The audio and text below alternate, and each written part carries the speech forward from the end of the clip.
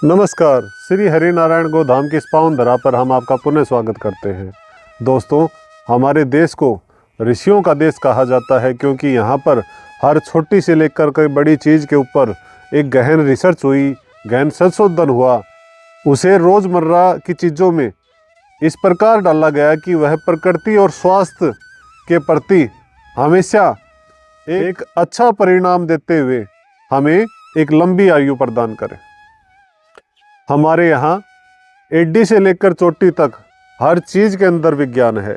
चाहे वो माथे पे लगाए जाने वाला तिलक हो, चाहे वो आभूषण हो, चाहे वो वस्त्र हो या पैरों में धारण करने वाली जूतियाँ हों। आज की वीडियो में हम तिलक और जूतियों के बारे में चर्चा करते हैं कि इनके पीछे क्या विज्ञान था, क्या सच्चाई है इसके पीछे की, और उसके विज्ञान को समझने का प्रयास करते हैं।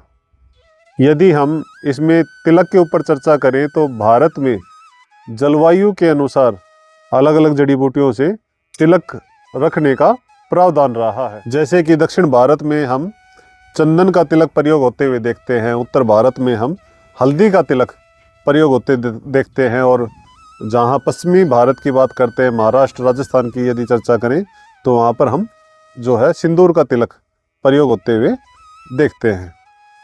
यदि हम इन तिलक को स्वास्थ्य से जोड़ करके देखें तो क्योंकि उत्तर भारत में जहाँ ठंडा क्षेत्र रहता है और कफ से संबंधित बीमारियां यहाँ पर अधिक उत्पन्न होती हैं, तो यहाँ पर हल्दी का तिलक विशेष गुण निभाता है जो कफ जनित रोगों को शांत करने में, उनसे छुटकारा दिलाने में विशेष गुणकारी है। जहाँ हम पश्चिमी भारत की बात करें, महाराष्ट्र राजस्थान की बात करें, तो यहाँ पर हार्मोनल और मानसिक रोग बढ़ने की संभावना अधिक रहेगी। तो ऐसे में सिंदूर का तिलक विशेष गुणकारी माना जाता है। उसकी सुगंध मात्र से मानसिक दोष दूर हो सकते हैं। उसके माथे पर तिलक को धारण करने से हार्मोनल डिजीज में बड़ा आराम मिलता है।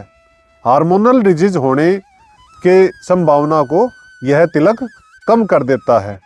और जब हम साउथ में, दक्षिण भारत में जाते हैं जहाँ पर हुमस के कारण पसीना अधिक आता है, वहाँ पर किडनी से संबंधित दोष होने की संभावना अधिक रहती है। ऐसे में यदि चंदन का तिलक धारण किया जाए तो इन दोषों के होने की संभावना कम हो जाती है। तो देखिए कितना सुंदर है ये परंपरागत ज्ञान हमारा।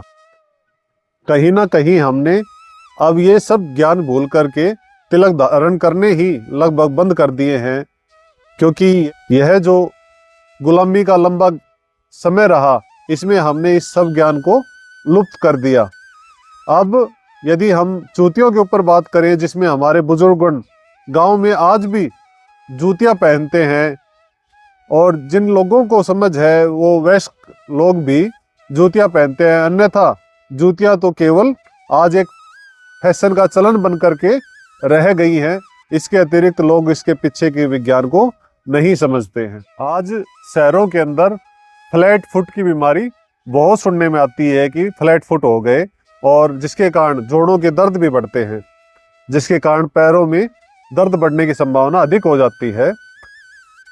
यह जो फ्लैट फुट की बीमारी है, इसके पीछे कहीं ना कहीं जूती का ना पहनना या उसकी जगह कुछ और पहनना भी विशेष कारक है। क्योंकि जब आप पैर को एक स्वरूप में देखते हैं, जो पैर है वो इस रूप में बना हुआ है कि यह बीच में से उठा हुआ हो और पीछे एडी और आगे पंजा हो। बीच में से जो उठा हुआ पैर है, इसके ऊपर यहाँ पर जो हड्डियाँ होती हैं, उन हड्डियों के ऊपर हम लेस बांध देते हैं, फीते बांध देते हैं कस करके, जो लगातार हमारे पैर के ऊपर प्रेशर बनाता रहता है, और वह उसे नीचे दबाते हुए हमारे फ्लैट फुट के होने के पीछे एक विशेष कारक माना जाता है। और क्योंकि हम बचपन से ही अपने बच्चों को जूते पहनाना शुरू कर देते हैं और बचपन से ही वो लेस बांध के वो धीरे धीरे उनके फ्लैट फुट होने की संभावना लगातार बढ़ती चली जाती है। हम कहीं ना कहीं अनजाने में ही सही इस बीमारी को अपने बच्चों के अंदर लेकर के आ रहे हैं। इसके अपोजिट जब हम जूती को देखते हैं तो वो आगे और पीछे से, पंजों की तरफ से और एडी की तरफ से पैर को दबा करके रखती है, ताकि पैर नीचे ना जा करके फ्लैट फुट की बीमारी न बने। देखिए यहाँ पर एक साइंस आती है निकल के। दूसरा, परमात्मा ने हमारे पैर को इसलिए उठा के रखा कि हमारे तलुओं में हवा लगती रहे। प्रकृति ने ये सुंदर व्यवस्था की है। यह जो तलवों में हवा लगने की प्रक्रिया है, या तो चप्पलों में या नंगे पैर या जूतियों में ही संभव है, अन्यथा इस पैर को पूरा पैक करके बंद करने पर यह प्रक्रिया समाप्त हो जाती है। तो इस प्रक्रिया से भी हमें दूसरा कारण जूतियां महत्वपूर्ण समझ में आती हैं। तीसरा कारण, जब आप एक्यूप्रेशर के बारे में यदि जानते हैं या उसकी किताब के बारे में पढ़ेंगे या गूगल पर भी सर्च करेंगे, तो आपको देखने में आएगा कि पैर के अंगूठे से लेकर के और छोटी वाली उंगली तक आपको रीढ़ की हड्डी, मेरुदंड के एक्यूप्रेशर के पॉइंट दिखाई पड़ेंगे।